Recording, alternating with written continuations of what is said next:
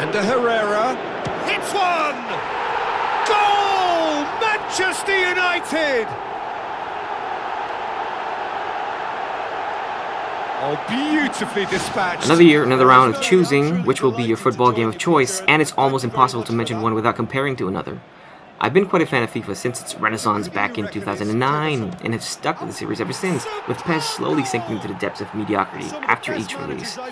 However, last year, I got tired of FIFA 16's uninteresting build-up play and stagnant quality overall. I went for the gung-ho approach of PES 2016.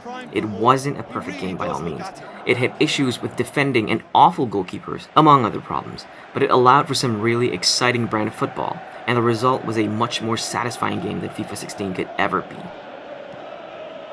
I have not played FIFA 17's full game, but the demo convinced me that while EA meant well with the cinematic inclusion of the journey this year and the use of Battlefield's Frostbite engine, which is great, what matters most in a football game is what happens in the pitch, and I don't think I enjoy it as much as the PES demo.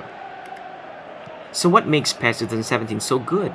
From gameplay videos, it's really hard to tell because a lot of people tend to be more impressed with presentation. Things like running animation, authentic representation of a live football telecast on television are never the strength of PES games. Player animations are not as slick as those in FIFA. There are missing stadiums and teams due to Konami's inability to secure licensing, and the awful commentary by Peter Drury and Jim Beglin can never hold up to the commendable work by Martin Tyler and Alan Smith. Peter Drury definitely tried. Jim Beglin, not so much. Good challenge, he just stood firm. But once you put the controller in your hand, you realize that the game is a lot of fun. In its simplicity, PES 2017 managed to feel like a constantly exciting game. Passes are crisp and tight, but the game never allows you to ping-pong the passes like in last year's game. The game feels more methodical now, but that doesn't mean that you can't pull off a tiki-taka kind of game. Or play like a laboring Jose Mourinho team. It's up to you. And that brings us another strength of PES, individuality. Players in PES feel different, with stats that really matter to different players with different preference. Strikers that are burly and slow may benefit players who have good crosses out wide, acting as target players who can head the ball to other players, or put one in the net himself. Players with pace are not as easily abused as those in FIFA. Defenders can be slow, but they can be good readers of incoming passes this time around as well, if the stats apply to them. All this makes for a more unpredictable game of football. Defenders make mistakes, but mostly because of them being put in uncompromising situations. Keepers are very hard to beat this time around, but that doesn't mean that they can't fumble a shot. Bang in front of goal. Yeah, and teamwork was key to that. A beautiful piece of engineering to set him free in the box. Midfielders and forwards score in a variety of ways, according to what their stats allow them to do. Sometimes you see magical shots from outside the box. Sometimes a poacher gets something out of a goal-mouth scramble. It's amazing.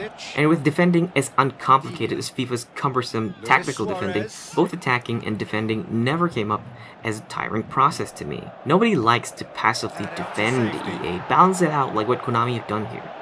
One button, but you can easily be outmaneuvered if you just spam the A or X button. And it's Neymar. There's also the Master League. You build a team of nobodies and shape them to whatever you prefer to have in a football team. It's nothing new, but the idea of building chemistry and understanding their traits to benefit your tactics make for a simple but addictive experience.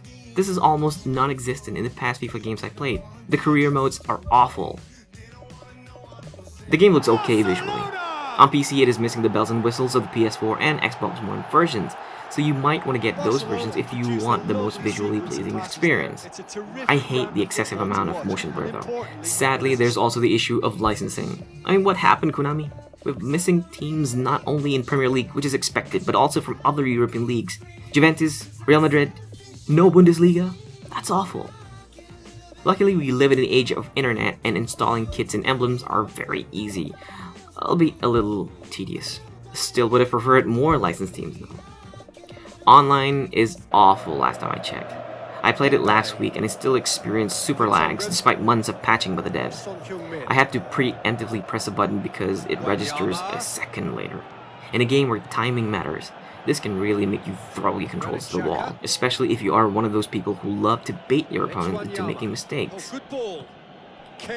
It's an enjoyable game with some flaws that may or may not turn you away. I can live without Ultimate Team or my club, as in the end what matters to me the most is that the gameplay feels good, whether for a short session or if I plan to stay on the couch for a few hours. I don't think buying FIFA is a bad choice either, but I think any football fan should give PES a chance. Look past the lack of gloss and polish in the presentation, and you'll discover an exciting game worthy of the beautiful sport. As to how this was going to end up.